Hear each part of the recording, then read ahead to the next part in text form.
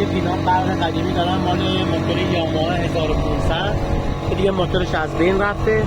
حالا میخوام یه اجرا روش داشته باشم.